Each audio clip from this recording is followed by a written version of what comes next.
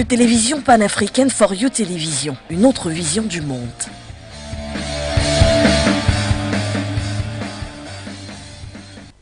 Votre chaîne de télévision panafricaine For You Télévision, une autre vision du monde.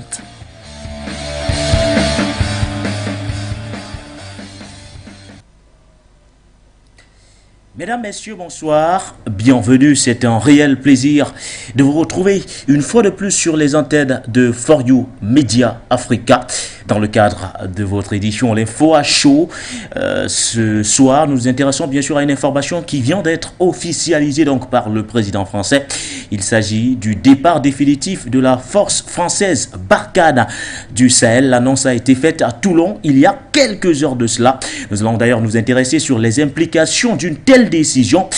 Qu'est-ce qui peut bien évidemment en être la cause? Comment comprendre ce départ de la force française Barkhane déployée dans le Sahel, on le rappelle, depuis 2013. 9 ans donc d'activité et jusqu'ici pratiquement rien de probant sur le terrain. Barkhane s'en va, mais pour quelle fin? Est-ce que cela signifie au passage la fin de la présence française dans le Sahel en général? Tentative de réponse bien sûr à suivre dans le cadre de cette émission de l'Info à chaud. Pour en parler, nous mettons le cap directement du côté du Burkina Faso pour accueillir notre premier invité de ce soir. Il s'agit bien sûr de Monsieur Pemandéa.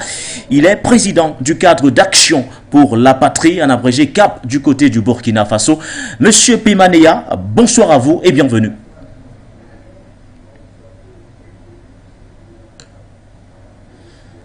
Monsieur Pema, activez votre micro, s'il vous plaît. Alors, bonsoir et bienvenue, une fois de plus. Bonsoir, vous me recevez? Oui, parfaitement. Bien, merci beaucoup à vous pour l'invitation et merci à l'ensemble des téléspectateurs et merci pour tout le travail que vous faites pour l'Afrique. Vous ne serez pas seul car nous serons rejoints dans quelques instants par d'autres invités, à l'instar bien sûr d'Abdoul Dam ou encore de Nestor Podassi, voire Oko Sissi Baba Dikolo, qui devront également bien sûr nous prêter main forte dans la compréhension de la thématique qui bien sûr cristallise notre attention cet après-midi. Bien avant de vous retrouver Monsieur Pema, je vous propose de suivre cette extrait qu'on a sélectionné pour nos nombreux auditeurs, pour nos nombreux téléspectateurs, voire internautes. Il s'agit d'un bout du discours d'Emmanuel Macron prononcé il y a quelques heures du côté de Toulon. Le discours dans lequel il signifie clairement la fin de l'opération Barkhane dans le Sahel. Le président français Emmanuel Macron a annoncé jeudi une transformation profonde de la présence militaire française au Sahel. Une transformation qui marque le début de la fin de l'opération Barkhane, forte de 5100 militaires en tant qu'opération extérieure. Nous amorcerons une transformation profonde de notre présence militaire au Sahel, dont la modalité et le calendrier seront précisés dans les semaines à venir. Et je le ferai d'ici à la fin du mois de juin, mais je vais initier ce travail dès les jours prochains. Cette transformation se traduira par un changement de modèle.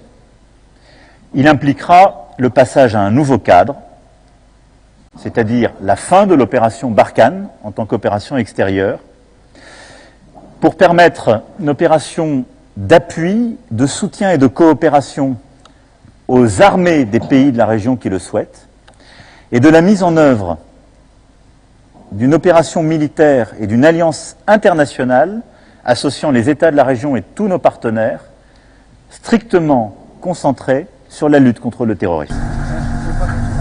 Bien avant cette annonce du retrait des forces Barkhane, la force Takuba, initiée par Paris, est composée d'unités de forces spéciales européennes dont la mission était de former l'armée malienne au combat face aux djihadistes, a été suspendue après que la France a stoppé ses opérations militaires conjointes avec le Mali.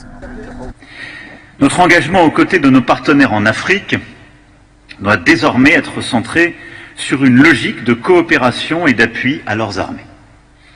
Cela doit se traduire par un dispositif plus léger et plus intégré avec elles.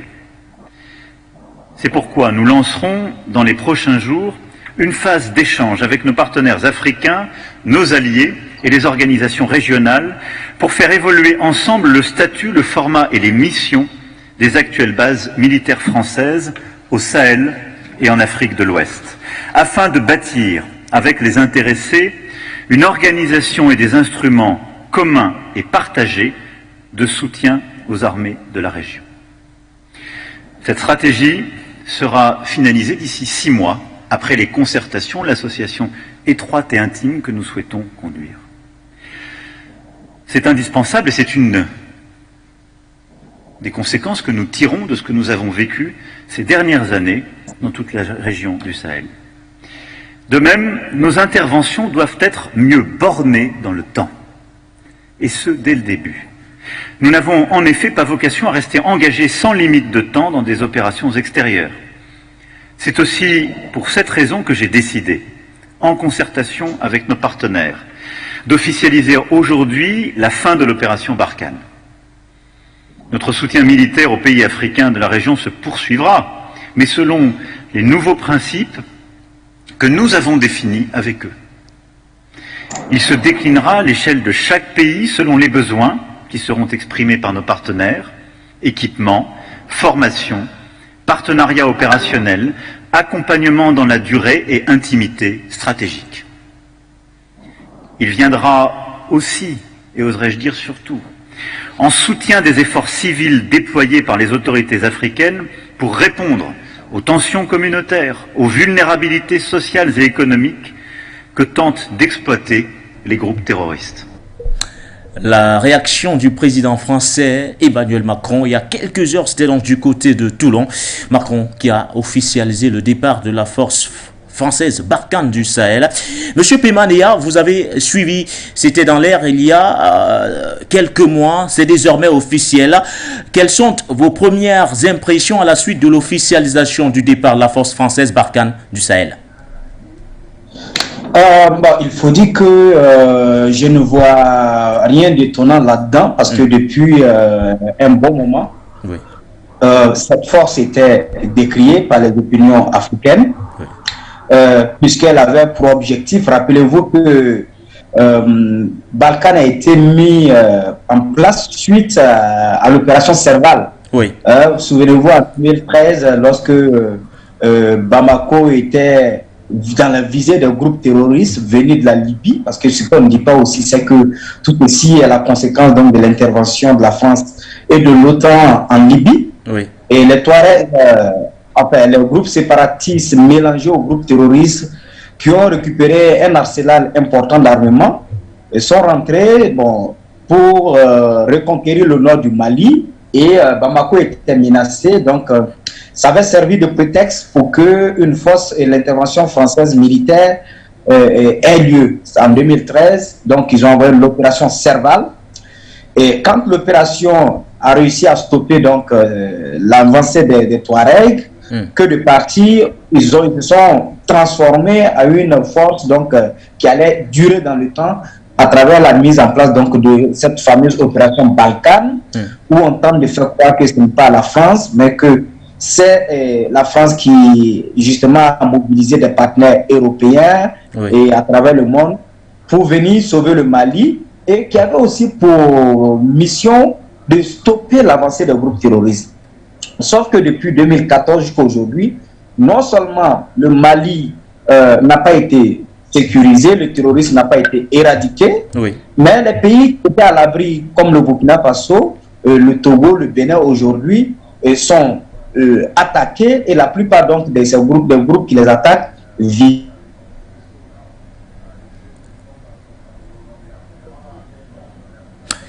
Nous reviendrons sur vous, monsieur Pema Néa, en espérant bien sûr rétablir rapidement le contact avec vous du côté du Burkina Faso. Mais bien avant, prenons également le regard de monsieur Ndama, lui qui est bien sûr politologue. Il revient sur cette décision prise il y a quelques heures par le président français, celle bien sûr de mettre fin officiellement à la mission Barkhane, à l'opération militaire Barkhane dans le Sahel. Alors, monsieur Ndama, comment avez-vous apprécié cette décision rendu public par le président français?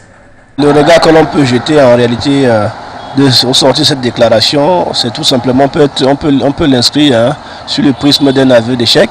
Pourquoi? Parce que la question que l'on peut se poser, celle de savoir, est-ce que le départ de l'opération Barkhane dans le Sahel, est-ce que la mission auxquels ils étaient assignés, est-ce qu'ils ont atteint leur mission? Est-ce qu'ils ont réduit le degré de nuisance des terroristes au niveau du Sahel? Je crois que la réponse c'est non.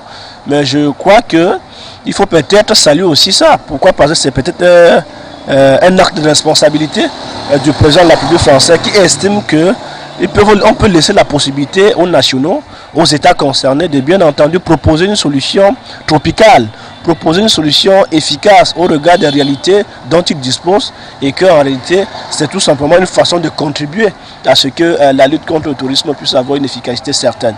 Et je crois qu'en tant que homme responsable, en tant qu'homme d'État responsable, il a jugé nécessaire que la présence de ces contingents militaires, ils n'ont plus leur place là, et que sa posture de responsable voudrait qu'ils prennent des décisions.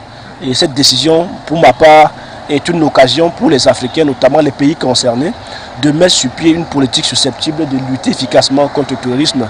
Si tant bien que l'opération Barkhane et Takuba ont quitté le Mali et que les autorités maliennes sont en train de prendre leurs responsabilités pour pouvoir lutter efficacement et que le bilan est élogieux, je crois pour ma part que si l'opération Barkhane quitte le Sahel, je crois que les pays concernés vont mettre sur pied des stratégies susceptibles au regard, à partir de leurs moyens propres, proposer des solutions efficaces pour pouvoir lutter efficacement contre le terrorisme. Puisqu'en réalité, la solution exogène n'a pas abouti, il faudrait une solution endogène. En attendant bien sûr d'explorer toutes ces pistes des solutions endogènes, revenons sur ce discours du président français Emmanuel Macron. Il a évoqué un certain nombre de raisons. Alors quelles sont les raisons aujourd'hui qui poussent la France à retirer ses troupes du Sahel? Élément de réponse à suivre. Notre engagement aux côtés de nos partenaires en Afrique doit désormais être centré sur une logique de coopération et d'appui à leurs armées. Cela doit se traduire par un dispositif plus léger et plus intégré avec elles. C'est pourquoi nous lancerons dans les prochains jours une phase d'échange avec nos partenaires africains, nos alliés et les organisations régionales pour faire évoluer ensemble le statut, le format et les missions des actuelles bases militaires françaises au Sahel et en Afrique de l'Ouest, afin de bâtir avec les intéressés une organisation et des instruments communs et partagés de soutien aux armées de la région. Cette stratégie sera finalisée d'ici 6 mois, après les concertations, l'association étroite et intime que nous souhaitons conduire.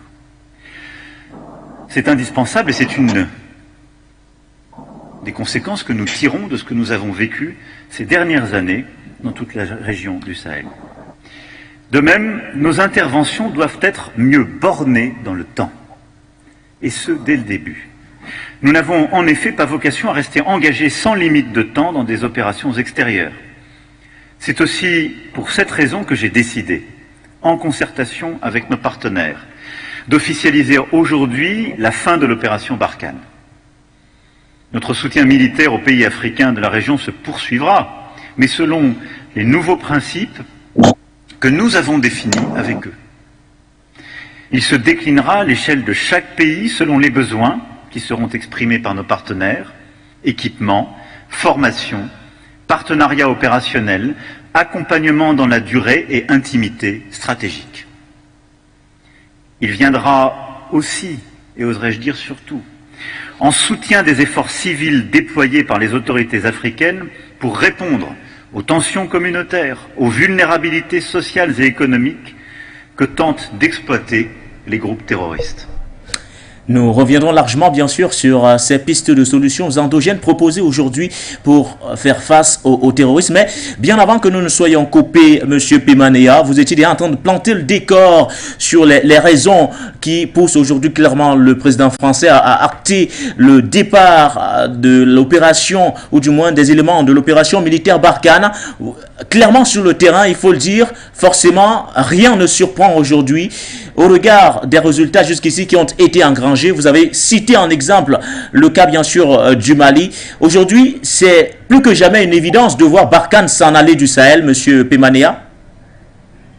Oui, c'est une évidence, mais il faut être prudent parce que à écouter, il ne parle pas de départ, il parle de transformation de leur présence dans le Sahel. Donc, il faut être extrêmement prudent. Ça veut dire que ce sont des gens qui sont dans la prévision. Ils anticipent et ils essaient de se réadapter, d'avoir une présence plus ou moins subtile, mais de garder donc leur influence donc dans ces zones-là. Et donc, rien ne surprend. Ça met les Africains encore une fois devant leurs responsabilités. Voyez-vous, au Burkina comme au Mali, au Niger ces dernières années, l'essentiel du budget est consacré à l'armée. Au Burkina par exemple, en 2018, le budget de l'armée est passé de simple au triple. Et il faut aujourd'hui que cette guerre révèle des militaires capables de défendre leur pays. Depuis le début, les Africains avertis avaient dit qu'une solution extérieure, on ne la rejette pas, mais la défense de la patrie, la défense des Burkinabés, des Maliens, la défense des Africains devrait relever essentiellement des Africains. Et si un ami à travers le monde pense qu'il peut nous apporter un soutien, nous ne le refusons pas. Mais que ce soutien-là soit coordonné par les Africains. Je vous donne en substance ce que je veux dire. Quand vous prenez la crise en Ukraine, l'armée ukrainienne a créé le bataillon donc international. Ce bataillon-là, tous ceux qui viendront dire qu'ils veulent aider l'Ukraine se mettent sous le commandement de ce bataillon qui relève de l'état-major de l'Ukraine. Donc, tant que les pays africains ou que ceux qui viennent sous prétexte de nous aider dans cette guerre ne vont pas venir dans une logique de se mettre sous le commandement de nos états-majors, ils seront toujours vus comme des armées d'occupation et elles seront combattues justement par toutes les forces souverainistes et progressistes. Et donc, il convient d'être extrêmement prudent. Le départ ou la transformation donc, des Balkans ne surprend pas tous ceux qui suivent de près ce qui se passe dans le Sahel. Et au contraire, moi je fais partie de ceux qui pensent qu'il faut même poursuivre ces armées à un moment donné. Parce qu'il y a eu aussi des crimes qui ont été commis. Il y a eu aussi un certain nombre d'insuffisances liées à leur action. Et même tout ce que nous vivons aujourd'hui. Mais c'est une conséquence. Nous n'avions pas ce problème avant qu'on ne prenne l'initiative de détruire la Libye. On a détruit la Libye n'a pas été pacifiée, la Libye est devenue aujourd'hui le foyer de toutes les transactions de groupes terroristes à partir desquels les groupes terroristes se sont renforcés d'armes et de renforcés pour venir nous attaquer. Et là, ceux qui ont été responsables sont connus. Et aussi, pour ce qui concerne le nord du Mali, voyez-vous qu'il y a un vieux projet de séparation du Mali. Et semble-t-il que les forces séparatistes sont proches de la France. Aujourd'hui, on n'arrive pas nettement à faire la distinction entre le groupe séparatiste du nord du Mali et les terroristes qui nous attaquent. Parce qu'au Burkina Faso, par exemple, vous avez Yad al-Dagali qui est l'un des porte-parole du groupe séparatiste qui revendique ou qui a revendiqué plusieurs attentats qui ont frappé le Burkina Faso et qui ont fait des milliers de morts. Qui n'est pas inquiété donc par les autorités françaises et son mouvement reste un mouvement que les mouvements de séparatistes du nord du Mali restent des mouvements qui sont en contact avec l'Élysée. Donc, cette incompréhension a fini par dire, écoutez, nous avons quelqu'un qui nous attaque, qui est connu, mais qui aussi est en contact avec un partenaire qui prétend être là pour lutter avec nous contre la sécurité. Donc, c'est clair que les opinions publiques ont pris leurs responsabilités. Le combat a été mené depuis des années et l'armée, dans certains pays, ont renversé les régimes qui ne s'assumaient pas. Et à l'évidence, ce mouvement est en train de contaminer pratiquement toute l'Afrique. Donc, la solution, c'était justement d'anticiper, de dire que bon, comme ils ne veulent pas de nous, on se retire, mais ceux qui regardent de près, encore une fois, savent qu'ils ne se retirent pas. C'est un repli stratégique et pour mieux donc se repositionner. Un repli stratégique, nous reviendrons bien sûr sur ce repli stratégique avec les nouvelles orientations données clairement par le président français Emmanuel Macron. Mais bien, avant d'évoquer cet aspect des choses, je voudrais avec vous, Monsieur Paiement Néa, qu'on revienne sur ces pistes de solutions que vous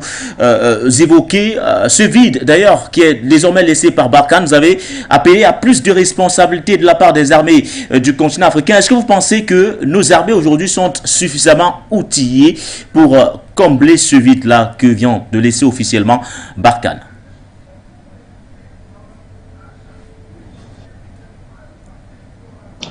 Nos armées ont un sérieux problème, il faut le reconnaître. En toute humilité, si nous voulons gagner cette guerre, c'est d'avoir aussi le courage de faire l'autopsie de nos armées. Comment se fait-il que depuis 60 ans, nous n'avons pas d'armées qui peuvent stopper même des petites rébellions? Donc, nos armées ont un sérieux problème de structuration au niveau de chaque pays. Chaque pays doit revoir son armée, la restructurer, la réorganiser, la dépolitiser, la mettre en neutralité, en position de neutralité avec les différentes forces politiques pour qu'elles soient des armées réellement prêtes à défendre les frontières des pays. L'autre défi, c'est aussi nos organisations sous-régionales. Oui. Comment se fait-il que la CEDEAO, par exemple, n'arrive pas à mettre en place une armée commune pour pacifier le Sahel et le Sahara et puis sécuriser les populations de cette zone-là? Et puis, comment se fait-il que la CEDEAO ne parvient pas à mutualiser les ressources? Voyez-vous, par exemple, si au niveau du Burkina Faso, si nous devrons acheter, par exemple, des avions de combat qui coûtent extrêmement cher et que nous n'avons pas les moyens, pourquoi est-ce que la CEDEAO ne met pas en place une sorte de site de logistique où elle va acquérir donc des armes que les États qui ont une économie faible ne parviennent pas à avoir, avoir ces armes-là, qu'elles pourraient, en cas de nécessité, faire intervenir dans certaines zones pour sauver les peuples. Donc, tant que nous-mêmes, nous n'allons pas prendre la responsabilité de notre défense, nous allons non seulement continuer à chercher des partenaires extérieurs qui naturellement viendront avec les agendas. On ne peut pas en vouloir à un pays de venir combattre sur notre sol, mettre en danger la vie de ces soldats sans qu'ils ne pensent à compenser cela par des intérêts énormes. Ça, c'est naturel. Donc, il faut que nos présidents, nos armées, nos organisations, l'Union africaine et autres, que nous arrivions à un moment donné à mettre en place notre propre système. Et ça, c'est pas impossible. C'est pas impossible parce que nous avons les ressources pour le faire, nous avons des États pour le faire, il suffit juste d'une ingéniosité pour le faire. L'autre élément, c'est ce que je disais tantôt, tous ceux qui vont dire qu'ils viennent nous aider doivent répondre de notre état-major. Nos armées africaines qui ont été mobilisées pour aller combattre aux côtés de la France pendant la Seconde Guerre mondiale et pendant d'autres puissances coloniales, mais ils ne sont pas allés créer un bataillon africain là-bas qui répond de nos États. Ils sont allés se mettre sous le commandement de l'état-major français. Donc, ça doit être pareil. Ça veut dire que si la France envoie 100 soldats pour nous aider, ces 100 soldats doivent répondre de l'état-major du Burkina, du Mali ou du Niger. En ce moment, ils ne seront plus une force d'occupation, ils seront des soldats qui sont venus se mettre et nous avons nos états-majors donc pourront les suivre clairement. Et ça fait beaucoup plus cohérent que de vouloir se réunir parce que de l'armée française en Afrique, c'est pas vrai. Le 43e BIMA existe à Abidjan. Et au Niger, il y a des dispositifs impressionnants. Même au Burkina Faso, il y a la force Sabre qui est là. Donc, au Tchad, etc. Ce n'est pas le départ de l'armée française, mais plutôt une opération militaire qui est décriée depuis longtemps, qui est en train de se repositionner pour être beaucoup plus subtile. Vous restez des nôtres. On accueille bien sûr notre premier téléspectateur qui voudrait également donner son avis sur la thématique de ce soir. Bonsoir à vous, messieurs, et bienvenue.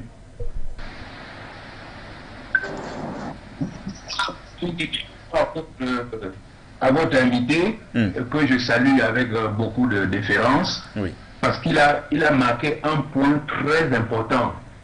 Tant que les présences des armées dans nos pays ne sont pas sous le commandement de notre état-major, et il faut encore bien préciser, pas un état-major formé au CNCI, alors à ce moment-là, rien n'aura changé. Ça, c'est le point clé. Mais sinon, de quoi s'agit-il? Monsieur Nguéné, la question que vous avez posée est très importante. Est-ce que la fin de l'opération Barkhane signifie la fin de la présence française? Évidemment que non. Parce qu'on a déjà entendu parler plusieurs fois de ces opérations, je ne sais plus les souvenirs, Manta, Sangaris, Barkhane, je ne sais plus quoi autre, Serval, Sahel, Takuba. Mais c'est une façon de noyer cette infiltration du fruit, du verre dans le fruit africain. Donc, résumons-nous, ça fait partie de ce qu'on appelle la victoire des Maliens. Parce que depuis que le Mali a sonné la fin de cette histoire, la France, qui est une grande puissance, j'aime toujours dire ça à mes amis, la France est une grande puissance, il faut la respecter. Elle est en train de modifier sa tactique. Et vous avez bien entendu le président Macron vous dire transformation, qu'est-ce qu'il a encore dit, changement de modèle, nouveau cadre. Ça veut dire très bien que non, ils ne partent pas.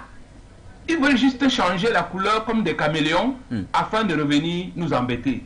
Mais si on fait le bilan global de cette histoire, il y a la présence des bases militaires françaises d'une part, et de l'autre côté, toutes ces opérations. La fin de ces opérations ne signifie pas la fin des bases militaires. Elle ne signifie qu'une seule chose, Monsieur Nguéné, qu'il faut vraiment résumer à l'intention des Africains pour qu'ils comprennent.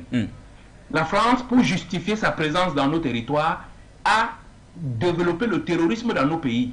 Ce qui lui permet de venir faire l'antiterrorisme en siphonnant comment on appelle ça, nos comptes d'opération. Parce que toutes les interventions françaises dans nos pays sont payées par notre agent. Il faut que les gens le sachent. Ces soldats ne sont pas là gratuitement, on les paye tous les jours. Et c'est des milliards de nos devises qui sont, pompées des comptes d'opération du Trésor public français. Donc, la France, jusqu'à ce moment-là, avec ces deux pôles-là, base militaire française et les opérations, elle forme les terroristes d'un côté et de l'autre côté, elle fait l'antiterrorisme. Elle est gagnante sur tous les deux plats.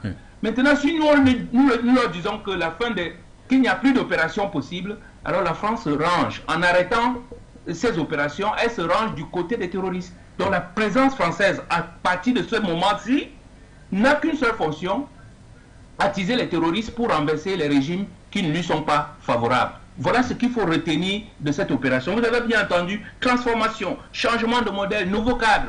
C'est très simple.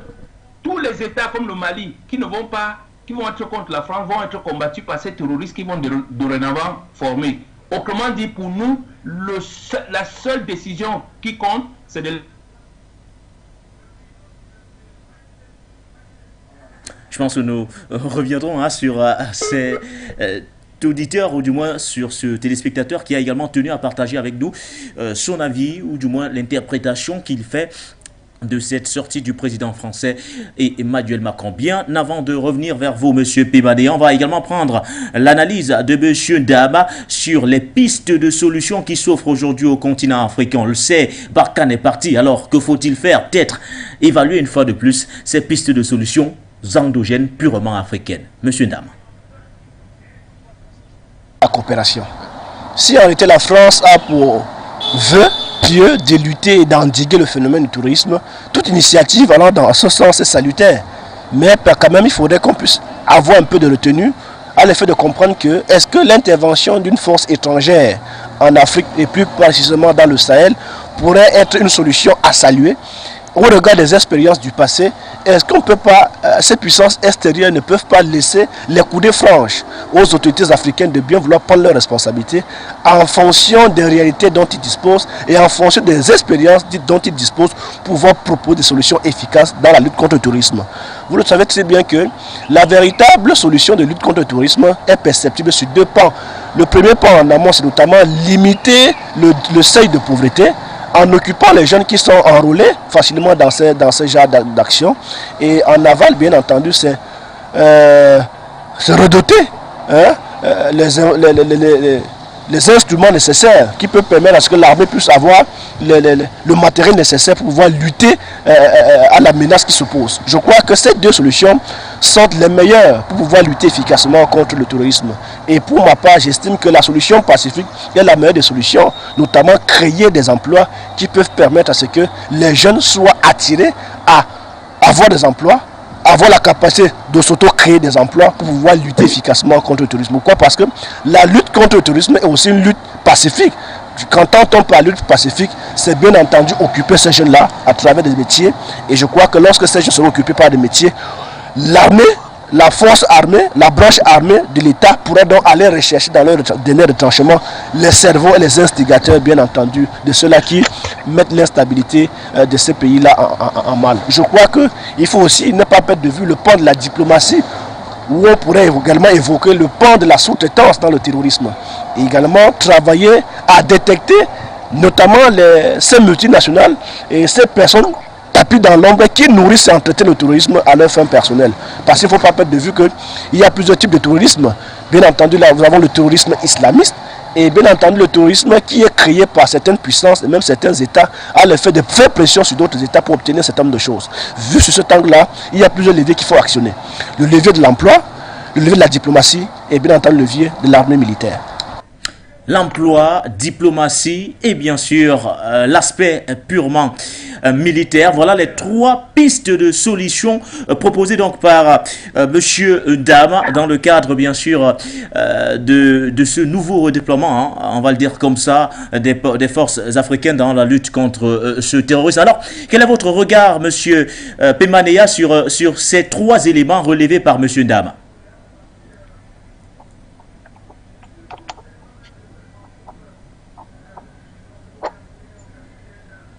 Je ne sais pas si M. Piba est toujours des nôtres avant de le retrouver du côté de... Oui, M. Pemane. Alors, M. Ndam tout à l'heure évoquait trois points sur lesquels il faudrait mettre un accent particulier afin de barrer la route au terrorisme ou du moins de mieux faire face à ce terrorisme-là. Il a parlé bien sûr de l'aspect diplomatique, il a parlé de l'aspect de l'emploi. Il faut créer suffisamment d'emplois pour les jeunes et ne pas les laisser bien sûr succomber à ces appels-là en permanence. Et il a également évoqué l'aspect militaire. Il faut renforcer en armement bien sûr les armées sur le plan continental. Alors, quel est le regard que vous portez sur ces trois pistes de solutions proposées par M. Ndama? C'est pertinent. Vous savez, la diplomatie, c'est un levier majeur dans cette lutte contre le terrorisme. Mais il faut aussi que nos diplomates puissent bien cerner la situation. Parce que nous sommes concentrés sur la France, c'est vrai, mais il y a un jeu aussi qui se joue au Qatar. Il y a beaucoup de négociations qui se mènent au Qatar. Qu'est-ce qui se passe là-bas? Quelles sont les connexions des uns et des autres par rapport à tout ce qui se passe au niveau du Sahel, etc. Donc, il faut que nous ayons une diplomatie assez forte qui pourrait donc... rentrer dans un certain nombre de milieux pour poser des actions assez concrètes. L'armée, c'est vrai, la guerre, c'est clair que c'est une guerre. On a beau dire que c'est une guerre asymétrique.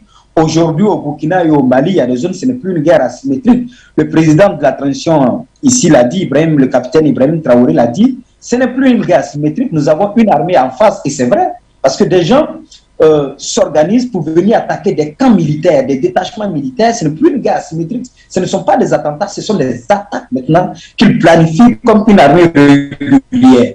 Donc, ça veut dire que notre armée doit pouvoir être suffisamment outillée, structurée pour faire face à ces évasions des groupes terroristes. L'emploi, c'est vrai, la grande partie des jeunes qui s'enrôlent dans ces mouvements terroristes, ce sont des jeunes sans emploi, et ici il y a quelques repentis, des terroristes qui livrent des témoignages, des gens qui avaient besoin de 50 000 pour soigner leurs parents ou qui avaient besoin d'une modique somme, alors qu'ils n'en trouvaient pas, et puis un matin un recruteur se pointe, leur offre 200 000 avec une motocyclette à la pluie, et bien le tout est gagné. C'est dire que si ces jeunes-là avaient de quoi subvenir à leurs besoins, avaient de quoi se garantir une vie décente, il mènerait une double réflexion avant de s'engager dans des aventures pareilles. Et je suis parfaitement d'accord avec lui, mais encore une fois, il faut que le continent lui-même travaille à se faire respecter.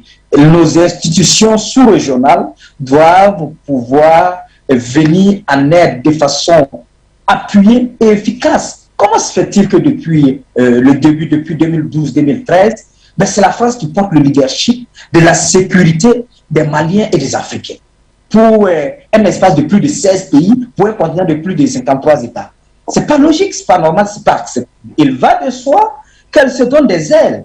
Il va de soi qu'elles se disent, même si ce n'est pas officiellement le cas, parce qu'on sait que au nord du Mali, au Burkina, c'est un positionnement géostratégique qu'ils mènent. Mais comment se fait-il? Où sont nos États? Où est le rôle de nos organisations continentales, de nos organisations sous-régionales? Qu'est-ce qu'elles en font? C'est cette responsabilité qu'il faut aussi questionner et qu'il faut mettre en avant. Aujourd'hui, il ne doit plus être question qu'une autre puissance vienne jouer un rôle de premier plan sur des questions qui relèvent de la souveraineté. C'est absurde, ce n'est pas acceptable. Tout homme ou tout pays qui voudrait nous aider, nous ne refusons pas l'aide.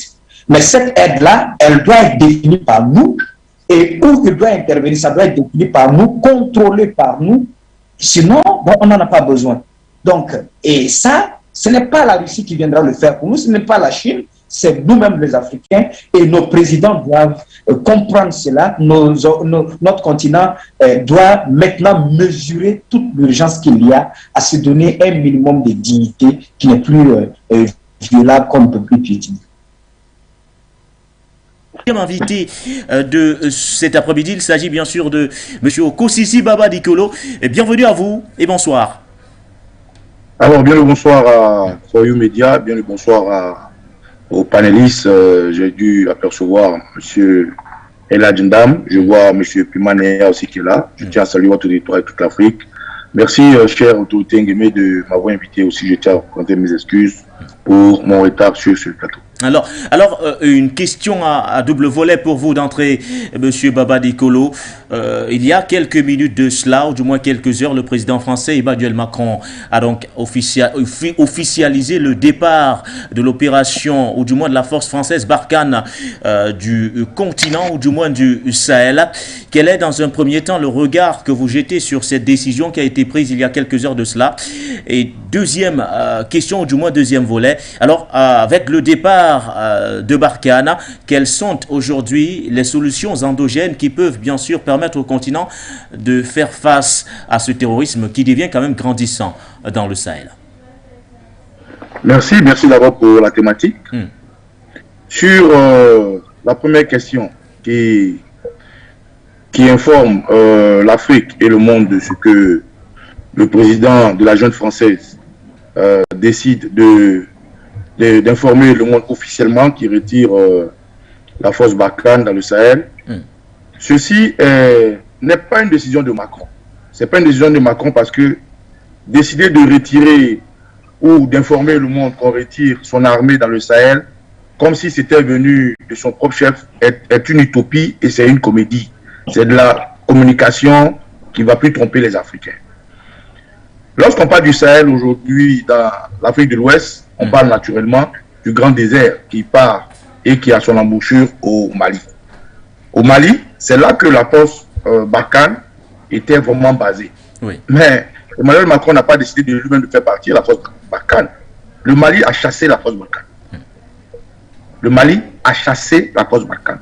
Le Mali a pris sa souveraineté en main et a contraint le monde entier à réaliser que la France était un État foyou, un État terroriste. C'est cette déculottée-là du Mali qui, naturellement, par coordination, est arrivée au Burkina, qui est aussi une zone qui appartient naturellement à la zone du Sahel. Et depuis que Kadhafi n'est plus et que la France a été l'initiatrice de l'ouverture de cette boîte de Pandore, il faut comprendre qu'elle s'est beaucoup ramifiée, elle s'est beaucoup enracinée pour déstabiliser les zones en vue de voler des richesses et aussi choisir qui doit. Aujourd'hui, Emmanuel Macron a décidé de retirer la force Barkhane. C'est une comédie. La force Barkhane a été chassée. La force Barkhane a vu son déploiement restreint. La force Barkhane a vu l'hostilité de la jeunesse qui est en train de se réveiller grâce aux médias comme For You Media, de ce que Barkhane hier pouvait aller ça et là et terroriser les gens. Il faut dire qu'aujourd'hui, la force Barkhane, c'est la ramification du Boko Haram. Aujourd'hui, le président Mamadou Buhari du Nigeria bien avant lui, Goodluck Jonathan, ils avaient commencé à mener une lutte farouche pour éteindre ce terrorisme-là. Paix à son âme, le président du Tchad, Idriss Déby, c'était vraiment impliqué, et aussi le président du Cameroun, Paul Biya, dans le nord du Cameroun. Donc, la France ne décide pas de retirer la France Barkhane. La France est en train de voir qu'aujourd'hui, l'Afrique se réveille avec un autre genre d'Africains, une autre révolte, un autre genre de patriotes comme Assimi Goïta, qui, ma foi, devant tout le monde, est allé jusqu'à, au-delà de reprendre son territoire, récupérer certains territoires qui étaient dans la main de ces terroristes armés par la France, puisque le Mali a des preuves aujourd'hui. Le Mali est allé, au-delà de mener le combat armé, d'aller dans une diplomatie, de montrer les fesses de la France. Voilà cette honte-là qui tord la main à la France, qui oblige la France aujourd'hui à sortir cette carte de dire non, nous retirons la force Barkhane du Sahel. Non, Emmanuel Macron ne retire pas la force Barkhane. La force Barkhane a été chassée. Ça, c'est la première analyse que je voulais faire. Deuxième analyse, quelles sont les forces endogènes qui peuvent amener à endiguer ce fléau? Eh bien, tout à l'heure, j'ai vu mon très cher ami Ndam parler entre autres de solutions qui donneraient, et dans les solutions, il a parlé aussi du chômage qui serait la conséquence de ce terrorisme. Non, mais les terroristes, pour la plupart, c'est des gens qui sont très riches. C'est des gens qui ont un QI élevé. C'est des gens qui ont qui sont pas oisifs. Donc, cette solution proposée là, moi je pense que c'est discutable. Pour moi, le terrorisme n'est pas le fait du chômage en Afrique. Pourquoi? Est-ce que les Africains que vous connaissez, combien d'Africains sont cités dans le terrorisme aujourd'hui? C'est des gens qui sont armés, comme aujourd'hui le Mali le présente clairement, par des forces exogènes, dont la France aujourd'hui, qui est vraisemblablement, indiscutablement maîtresse de déstabiliser les pays qui n'arrivent pas à suivre leur politique de pillage et leur politique de néocolonialisme. Donc, ces jeunes-là, qui aujourd'hui, on prend ça et là, sont présentés aujourd'hui comme des musulmans. On pourrait dire que tous les musulmans ne sont pas djihadistes, mais tous les djihadistes qu'on voit sont présentés comme étant des musulmans. Est-ce que cela est le fait du chômage? Je ne pense pas. C'est un iceberg que les gens présentent. C'est un lavage de cerveau que les gens nous présentent comme étant le fait que les Africains soient désœuvrés et ils tendent pour avoir de l'argent vers la mort. Non, les Africains, nous connaissons en tant qu'Africains, combien d'Africains sont cités dans le terrorisme? Lorsqu'on a présenté le plus grand terroriste du monde, le plus grand djihadiste en tant que Ben Laden, combien d'Africains il y avait dans ces fêtes-là? Les premiers Africains qui étaient vraiment rentrés dans le terrorisme, c'était au Nigeria avec Boko Haram, où les États-Unis avaient armé des Africains, pour la plupart musulmans, comme je disais tout à l'heure, pour pouvoir revendiquer certaines existences de l'islam et certains pays à reconquérir comme étant des espaces qui appartiendraient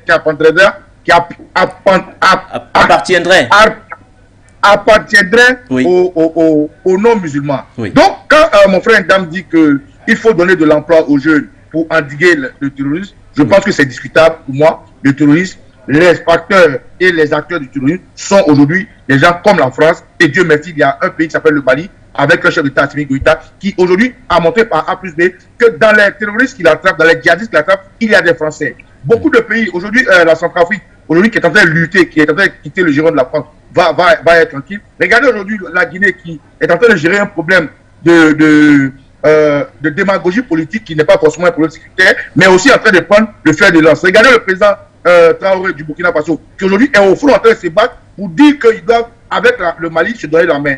Si le Tchad rejoignait ce combat, si le Niger n'était pas encore dans la main de la France, si la Côte d'Ivoire, dont Ouattara aujourd'hui a reçu des bateaux armés jusqu'aux dents pour venir sur les frontières sahélo-ouest africaines, on pourrait aujourd'hui dire que pour trouver une solution endogène à cela, c'est le réveil de l'Afrique. C'est qu'aujourd'hui les Africains vont volontairement se donner à l'armée, vont volontairement prendre les armes pour accompagner leur État. Donc, le problème endogène, c'est que les jeunes Africains aujourd'hui s'impliquent incessamment à la sécurité du pays, accompagnent leur leadership, accompagnent les politiques, accompagnent l'Afrique qui se réveille. C'est ça seulement qui peut sauver les djihadistes. Si dans chaque village, dans chaque hameau, dans chaque campement, la jeunesse prend conscience et se dit que écoutez, à partir d'aujourd'hui, nous n'allons pas laisser des étrangers armés venir chez nous. Nous n'allons pas laisser nos jeunes frères aller se faire endoctriner parce qu'ils ne connaissent pas ce que c'est. Ce n'est pas seulement le chômage, c'est parce qu'aujourd'hui, il y a des gens derrière, dont la France, dont les États-Unis, dont les présidents vassaux comme Bazoum, comme Alassane Ouattara, qui les attirent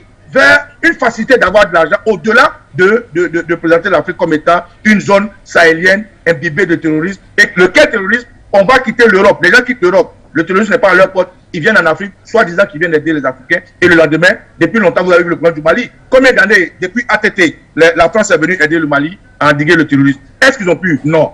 Depuis longtemps, la Côte d'Ivoire, ce qui s'est passé en Côte d'Ivoire de la rébellion, c'est aussi du terrorisme, c'est aussi du djihadisme. Bon, on a présenté le cas de la Côte d'Ivoire comme étant une rébellion, mais c'était aussi des terroristes. Donc voilà un peu le problème endogène. La force endogène qui peut endiguer le terrorisme, c'est le réveil de l'Afrique. Et le réveil de l'Afrique qui a commencé depuis un bon moment, avec ces chiens comme Foyou Média, avec cette politique de jeunes Africains patriotes qui se réveillent, comme Assimi Goïta et ses camarades, comme Traoré et ses amis. Et j'espère bientôt que le Niger va finir par prendre ses responsabilités avec des patriotes, la Côte d'Ivoire pareillement, pour qu'on puisse endiguer. Donc, c'est le réveil de l'Afrique, c'est de mettre à la tête de l'Afrique les présidents qu'il faut, qui luttent pour l'Afrique et qui luttent vraiment pour l'Afrique, et ça va s'arrêter. Parce que le terrorisme a une origine, et le terrorisme, l'origine dans l'Afrique de l'Ouest, c'est le départ, l'assassinat de Kadhafi, c'est l'entrée et la montée en puissance des armes, ça et là, pour armer des gens qui n'en ont pas besoin. Regardez le problème de l'Azawad. L'Azawad, c'est des terroristes. Mais qui est-ce qui est derrière l'Azawad? Qui négocie avec l'Azawad? Regardez à Côte d'Ivoire quand il y a la rébellion entre la rébellion de la Centrale Ouattara. Qui les a entretenus? Regardez au Tchad. Regardez le problème entre le RDC et aujourd'hui, comment dirais-je le Rwanda.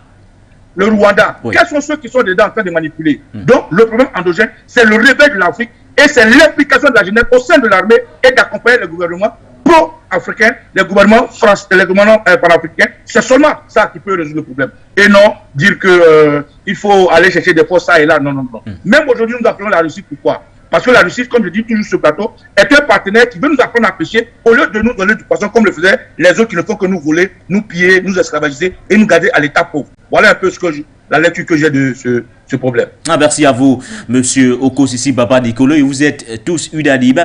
La fin de l'opération Barkhane dans le Sahel ne signifie pas forcément la fin donc de la présence française.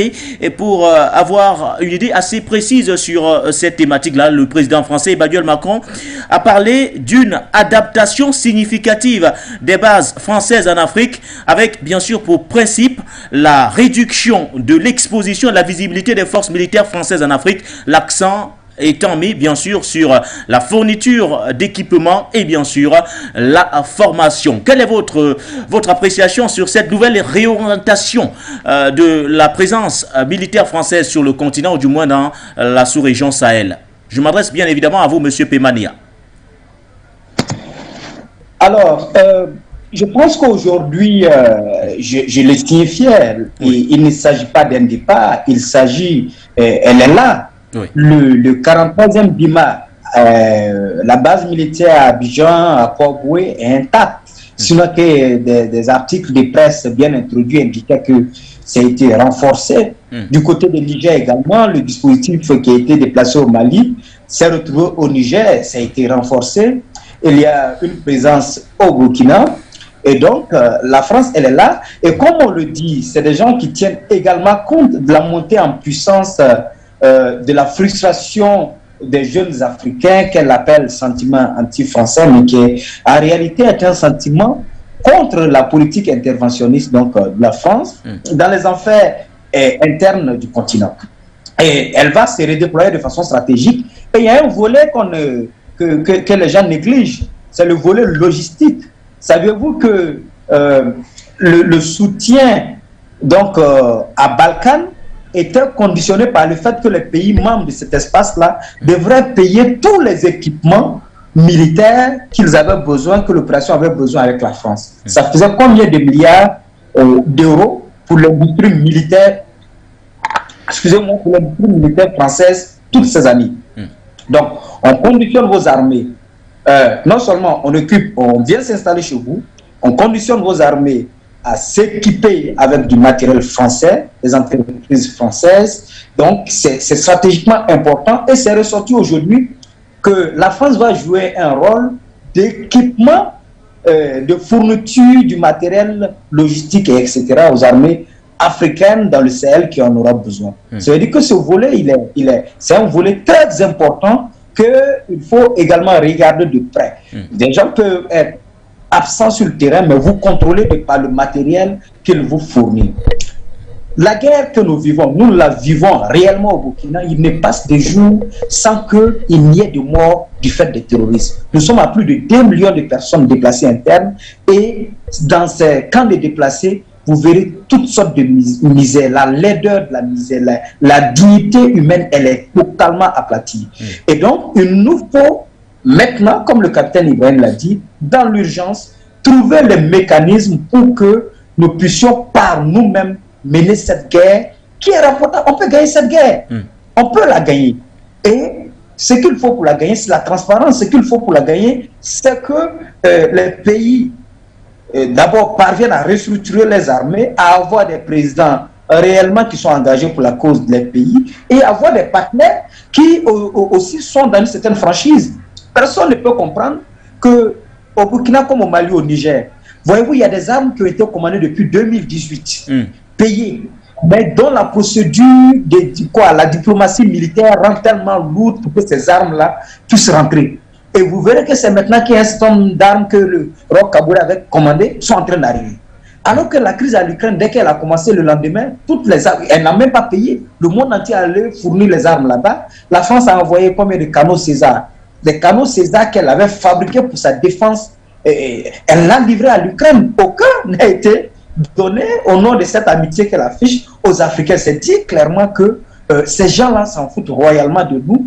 D'ailleurs, une fois à l'Assemblée nationale française, ça a été dit que la présence militaire dans le Sahel, c'est pour protéger la France en fait. C'est pour éviter que des gens se préparent dans cet espace-là, le groupe terroriste, pour venir justement faire des attentats en Europe. Ça veut dire tout simplement que l'argument officiel tentant à faire croire qu'il s'agit de nous, notre sécurité, c'est un argument c'est de la poudre aux yeux en réalité. Oui. Là, c'est pourquoi ces armées ne répondent pas de nos états-majors. Elles reçoivent les instructions directement de Paris. Et donc, on ne peut pas naïvement continuer à croire qu'elles peuvent constituer une solution. Et il nous appartient toutes de redoubler de vigilance, que ces opérations, ces bases qui sont sur nos pays, qu'on nous dise clairement pourquoi elles sont là, à la demande de qui. Parce qu'en 1966, l'histoire est importante, en 1966, le général de Gaulle a demandé à l'OTAN de quitter son territoire, l'armée américaine, qu'il avait libéré avec les Africains des griffes de Hitler. Et en ce moment, la France était encore toujours sous menace d'élévation de l'URSS. Mais de Gaulle a demandé à l'OTAN et à l'armée française de quitter le sol français, parce que lui, militaire, il sait ce que ça fait d'avoir un seul soldat étranger sur son sol. Oui. Et bien, c'est la même chose que nous demandons. Ils disent que s'ils partent, on va mourir, ils vont nous détruire, etc. Mais tant mieux, pas de souci. Mais nous voulons, à un moment donné, qu'on laisse les Africains mener cette guerre tranquillement. Voilà. Merci à vous, Monsieur Pema Neya. Nous allons aller également rapidement avec vous, Monsieur Baba Dikolo, avec cette dernière question. Le président Macron parle d'un réaménagement. Ça veut dire quoi? Ça veut dire concrètement qu'on change désormais de stratégie. Les armées françaises sur le continent africains seront désormais moins visibles, moins exposés et devront beaucoup plus œuvrer dans la fourniture d'équipements et bien sûr dans la formation. Est-ce qu'avec cette nouvelle réorientation, aujourd'hui clairement, on pourrait s'acheminer vers de très bonnes relations quand on sait que actuellement le sentiment anti-français grandit sur le continent? Bon, d'abord, il faut rectifier. Les Africains ne sont pas dans une position de sentiment anti-français. L'Afrique francophone, pour la plupart, en plus de sa culture, c'est aussi enrichi de la culture occidentale, non française naturellement, puisque nous parlons la langue française et nous avons étudié les livres enseignés, nos églises, je ne vais pas dire nos mosquées, tout ça c'est pour la plupart en français, vous voyez. Donc il n'y a pas de sentiment anti-français. Parler de sentiment anti-français, c'est nous réunir nous-mêmes, vous comprenez. Donc c'est juste la communication, c'est juste de la noirceur pour des besoins politiciennes, pour des besoins de démagogie politicienne de la jeune française. Il n'y a pas de sentiment anti-français. Il y a, comme l'a dit Pema Neya, il y a aujourd'hui une Afrique qui se réveille. Il y a aujourd'hui l'Afrique qui dit, écoutez, hier, c'était juste la politique entre nos vieux grigous, tous les vieux politicas bouseux et tous les vieux briscards. qui négocie avec vous. Désormais, nous voulons voir clair. Alors, est-ce que ceci est un sentiment anti-français? Non, c'est juste de la com que je ne souhaiterais pas qu'on reprenne, qu'ils puissent comprendre, parce qu'aujourd'hui, la communication est une arme et c'est par là la guerre commence. Ensuite, vous avez dit que Emmanuel Macron dit qu'ils vont réaménager. Mais vous voyez, en fait, Macron est en train de nous dire que prochainement, ils ne vont plus passer par les aéroports, mais ils vont passer par la mer, ils vont passer par les routes. Il est en train de nous dire que prochainement, on ne va plus venir avec notre drapeau, on viendra avec vos drapeaux, mais ça sera nous. C'est ça réaménager. Il veut réaménager quoi? Aujourd'hui, ce que l'Afrique demande, écoutez, vous dites que nous sommes indépendants. Oui. Alors, nous avons des partenariats politiques, nous avons des partenariats économiques, nous avons des partenariats militaires. Mais ces partenariats qui, depuis hier, vous donnez la main sur tout, nous ne voulons plus. Alors, retournez chez vous, prenez vos soldats, retournez chez vous. Si nous avons besoin de quelque chose, nous allons vous demander. C'est tout ce que l'Afrique demande. Bon, on dit non, écoutez, bon, comme c'est comme ça, ce qu'on va faire, on va enlever 10 et puis on vous laisse 15, 6 et 25. Non. Il ne réaménage rien. En fait, comme je vous ai dit, la montée en puissance, la révolte, la colère de l'Afrique qui s'exprime à travers les coups d'État, qui s'exprime à travers visiblement contre la jeune française et sa politique maladroite et sa politique de négrophobie, oblige, je n'ai pas dit que c'est indépendamment indépendamment de sa volonté que la France, non, la France est obligée de comprendre que les choses ont changé. L'Afrique et certains pays sont en train d'imposer à la France que c'est fini. Regardez le Burkina tout récemment. La colère du Burkina a montré visiblement que n'eût été l'intelligence africaine, n'eût été la réalisation que notre ennemi n'est pas les Français eux-mêmes, mais le Burkina allait monter. En Côte d'Ivoire, on a vu ça en 2004. En 2004, ils ont taxé les Ivoiriens d'être anti-français, de vouloir tuer les Français, alors que les Ivoiriens disaient simplement qu'on ne voulait plus de l'armée française en Côte d'Ivoire. Ce combat qu'il y a au Mali, qu'il y a au Burkina, qu'il y a partout, la Côte d'Ivoire l'avait entamé depuis 2004. À l'hôtel du Golfe, les Ivoiriens avaient accepté l'hôtel du Golfe pour bloquer les chars français qui voulaient faire l'État et leur dire de retourner soit dans leur base au Canton Bima, qu'on ne voulait pas d'eux. C'est un combat que les Ivoiriens ont mené. Je sais de quoi il s'agit et de quoi il est question. Donc, réaménagement, comment on peut réaménager une armée quand on amène un bateau? Le deuxième bateau, le plus important de l'armée française, le logistique le plus cher, appelé Tonnerre, avec des hélicoptères, avec des tanks, avec des 300 soldats armés. Et on parle de réaménagement. On parle de réaménagement quand le Canton Bima change de nom pour devenir force française en Côte d'Ivoire. Et qu'à chaque ville, on donne tout un territoire encore à l'armée française sous coupole d'une lutte antiterroriste, d'une école de formation, alors que le Nigeria, où le Boko Haram existe, n'a pas d'école antiterroriste. On parle de réaménagement quand en Côte d'Ivoire et dans d'autres pays comme au Burkina, l'armée française continue d'amener des soldats. Quel réaménagement? Si Macron veut parler de réaménagement, qu'il retire de l'Afrique, surtout de la Côte d'Ivoire, le Canton Bima, ils ont modifié pour appeler force anti-française. Qu'il fasse sortir du Burkina Faso l'armée française d'occupation qui est au Burkina Faso. Qu'il enlève du Niger, du Tchad, tous ceux-là qui sont là qui protègent Idriss Déby Kaka. Tous ceux qui sont aujourd'hui en train de venir, cette junte militaire qu'on a saisie au Mali. Vous parlez de réaménagement, qu'on envoie 30 légionnaires français déguisés en ivoiriens, avec des passeports ivoiriens, venir entrer au Mali, dans l'intention de déstabiliser le Mali. De quel réaménagement il s'agit? Non, c'est du langage de bœuf. C'est du langage de varan, de serpent. Macron, aujourd'hui, nous l'avons obligé. Nous l'avons obligé à comprendre que sur tous les voies africaines, l'armée française déguisée en force onusienne sera bloquée. Nous avons imposé à la France que désormais, cette volonté de ne plus pouvoir les laisser aller et venir comme il veut est terminée. Voilà un peu ce qui contraint Macron à venir raconter ses bilbésés, à raconter ses balivères, à éructer, à éjacter. Vous comprenez? Donc, réaménagement, de quel réaménagement on parle? On ne peut pas obliger quelqu'un intérieur quand même. Et pourquoi maintenant on parle de ce réaménagement? Mais Macron ferait mieux d'amener ces soldats-là en Ukraine. Il donne des milliards déjà au peuple ukrainien.